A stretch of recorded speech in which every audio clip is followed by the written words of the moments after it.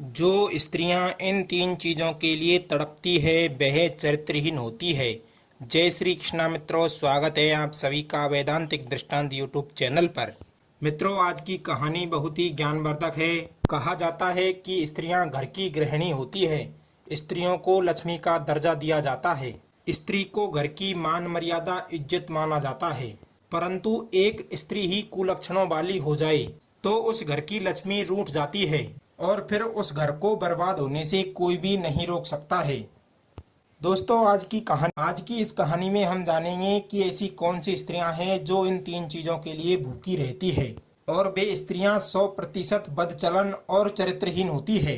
कहा जाता है चरित्रहीन स्त्रियों का कोई कुल, कोई कुटुंब, ना ही कोई नाते रिश्तेदार होते हैं, क्योंकि जो स्त्री चरित्रहीन होती है उनके मन का, धर्म का ख्याल नहीं करती है तो वे स्त्रियां अपनों का क्या ख्याल रखेगी। जो स्त्रियां चरित्रहीन होती है वो अपने कुटुंब का पतन होते हुए अपनी आंखों से देख लेती है। तो दोस्तों, कहानी में अंत तक बने रहना। चलिए कहानी की ओर चलते हैं। मित्रों, बहुत समय पहले की बात है। किसी राज्य में एक राजा हुआ करता। वह राजा अपने राज्य से बहुत प्रेम किया करता था और अपने राज्य से अधिक वह राजा अपनी पत्नी से प्रेम करता था। यदि उस राजा को उसकी पत्नी एक क्षण के लिए भी दिखाई नहीं दे तो वह राजा बहुत ही परेशान हो जाता था। दोस्तों, रानी के साथ साथ राजा अपने राज्य से भी उतना ही प्रेम करता था। दोस्तों, एक दिन की बात है। राजा अपने सेनापति से कहता है, हे सेनापति, मुझे योग करने की इच्छा हो रही है और मैं चाहता हूँ कि कहीं वीरान जंगल में जाकर, कहीं एकांत की जगह पर जाकर मैं योग करूँ और ध्यान करूं। दोस्तों, मंत्री से इतना कहकर राजा अपने घोड़े के साथ एक जंगल में चला जाता है और सुनसान जंगल में पहुंचकर राजा एकांत जगह पर बैठकर योग करने लगता है, ध्यान लगाता है।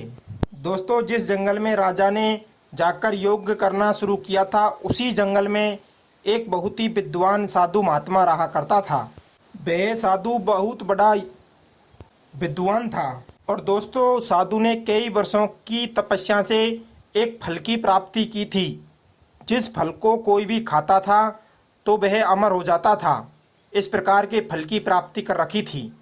अगर उस फल को कोई वृद्ध आदमी खा लेता तो वह जवान हो जाता। यदि उस फल को किसी बीमार व्यक्ति को खिला देते तो वह पूर्णतः स्वस्थ हो जाता।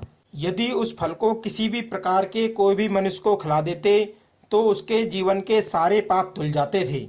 उस फल को पाकर वह महात्मा बहुत ही खुश था। दोस्तों, वह साधु उस फल को लेकर अपनी पत्नी के पास जाता है और मन में सोच रहा होता है, यदि मेरे फल को, यह मेरे द्वारा सिद्धि से प्राप्त किए गए फल को मेरी पत्नी खा लेगी तो वह हमेशा जवान ही बनी रहेगी और हमेशा सुंदर ही दिखेगी। दोस्तों, वह साधु अपनी पत्नी को बहुत ज़्यादा चाहता था, उससे बहुत ज़्यादा प्रेम करता था। इसलिए वह साधु सोचता है कि इस फल को मेरी पत्नी खा लेगी तो वह हमेशा सुंदर और नौजवान दिखाई देगी और मैं अपनी पत्नी को सुंदर और नौजवान देखकर अपना जीवन व्यतीत कर लूंगा। साधु ने अपने घर जाकर अपनी पत्नी से कहा, हे प्रियतमा, मैंने कई वर्षों की सिद्धि के बाद आज इस फल को प्राप्त किया है और ये फल कोई साधारण फल नहीं है। इस फल को कोई भी मनुष्य खा लेता है तो वह अमर हो जाता है। इस फल का नाम अमर फल है। साधु की बातों को सुनकर साधु की पत्नी कहती है, हे प्रियतम, एक साधारण मनुष्य को जीवन जीने के लिए धन की आवश्यकता होती है। उसकी जरूरतों की पूर्ति करने के लिए धन की जरूरत होती है। कहा जाता है कि धन के बिना मनुष्य सूना ही होता है। जिस प्रकार बिना संतान के एक स्त्री सूनी होती है, उसी प्रकार एक मनुष्य धन के बिना अधूरा होता है।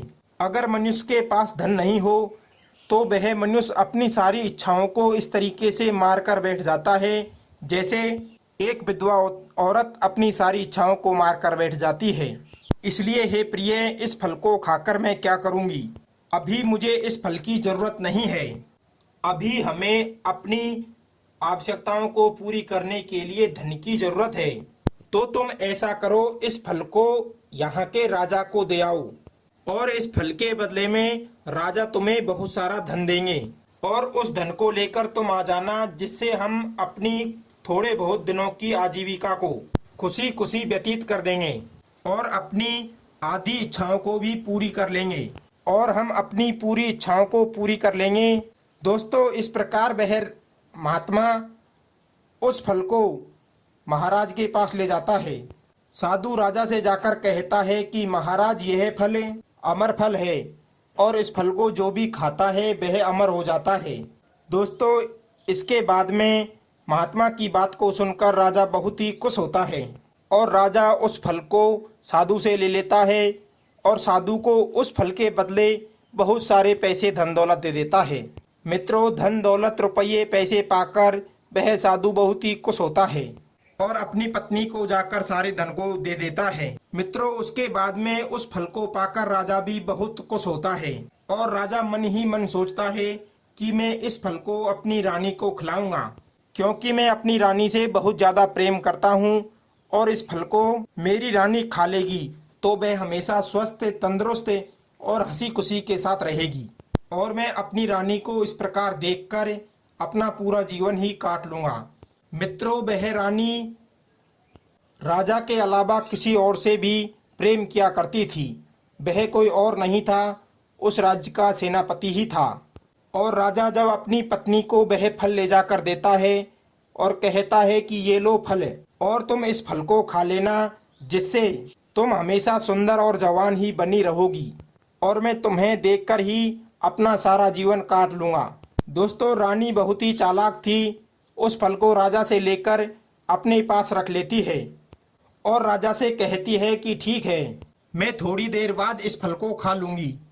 मित्रों, राजा वहाँ से चला जाता है। उसके बाद में वह रानी उस फल को अपने प्रेमी उस सेनापति को दे देती है और कहती है, ये लो प्रियतम, तुम इस फल को खा लो, ये फल अमर फल है। इस फल को खाने के बाद में तुम कभी भी वृद्ध नहीं होंगे और कभी भी मरोगे नहीं। दोस्तों, उसके बाद में सेनापति उस फल को लेकर बहुत ही चिंतित हो जाता है। सेनापति अपने मन में सोचता है कि मैं इस फल को खाकर क्या करूँगा, इससे तो अच्छा है कि मैं इस फल को किसी वेश्या को ही दे दूं। दोस्तों, वह सेनापति एक वेश्या के कुलक्षणों में पड़ा हुआ था और वह सेनापति उस रानी से ज्यादा एक वेश्या से प्रेम किया करता था। सेनापति उस फल को ले जाकर उस वेश्या को दे देता है और वेश्या से कहता है कि ये लो, ये फल अमर फल है, इस फल को खाते ही तुम हमेशा के लिए अमर रहोगी, तुम में कभी भी बुढ़ापा नहीं आएगा। दोस्तों, सेनापति उस फल को उस वेश्या को देकर वहां से चला जाता है। अब तो वेश्या भी उस फल को लेकर चिंता में पड़ जाती है। वेश्या सोचने लगती है कि मैं एक वेश्या स्त्री हूँ, हम वेश्याओं का किसी भी प्रकार का कोई कर्म और धर्म नहीं होता है और मैं रोजाना अपने ऊपर न जाने कितने प्रकार के पाप कर लेती हूँ और मैं इस फल को खाकर अमर हो गई तो न जाने मैं कितने पाप करूँगी और अगर मैं इस फल को खाकर और भी ज़्यादा सुंदर हो गई तो लोग मेरा और भी ज़्यादा शोषण करेंगे।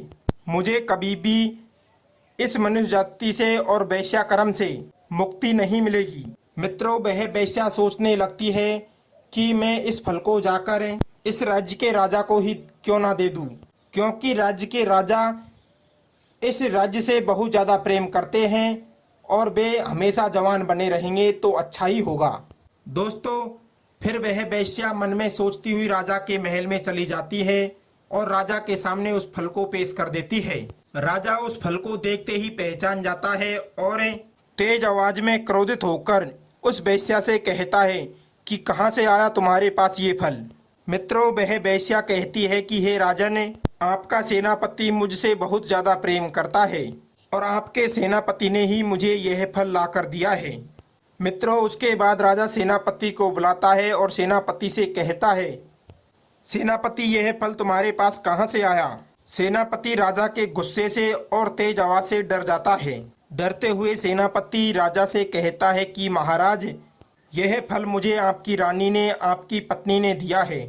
आपकी पत्नी, हमारी रानी, आपसे भी ज्यादा हमसे प्रेम करती है, इसलिए यह फल हमें आपकी पत्नी ने ही दिया है। मित्रों, इस बात को सुनकर राजा के मन में अपनी रानी के लिए जो प्रेम था वह सारा खत्म हो चुका था।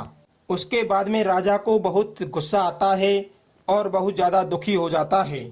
उसके बाद में राजा को अपनी पत्नी से घृणा हो जाती है और राजा अपने सेनापति को और अपनी पत्नी को कारागार में डाल देता है। जो स्त्रियां इन 3 चीजों के लिए तड़पती है वह चरित्रहीन होती है। पहले नंबर पर आती है कि जो स्त्रियां नए नए पुरुषों के लिए तड़पती है। जो स्त्री हर दिन एक नए पुरुष के साथ संबंध बनाना चाहती है वे स्त्रियां बदचलन और कुलक्षणों वाली होती है। वह स्त्रियां कभी भी अपनों का धर्म और अपनों का कर्म नहीं मानती है। दूसरे नंबर पर आती है जो स्त्रियां धन के लिए तड़पती है वे स्त्रियां बहुत ज्यादा बदचलन होती है, क्योंकि जो स्त्री धन से प्रेम करती है वह किसी इंसान से प्रेम नहीं करेगी और वह स्त्री धन के लिए कुछ भी कर सकती है। दोस्तों तीसरे नंबर पर आती है जो स्त्रियां श्रृंगार के लिए सजने के लिए ज्यादा तड़पती है वह स्त्री भी बदचलन होती है। तो मित्रों कहानी अच्छी लगी हो तो लाइक शेयर कमेंट जरूर करना। मिलते हैं अगली ज्ञानवर्धक कहानी में। आप सभी का बहुत बहुत धन्यवाद। जय श्री कृष्णा मित्रों।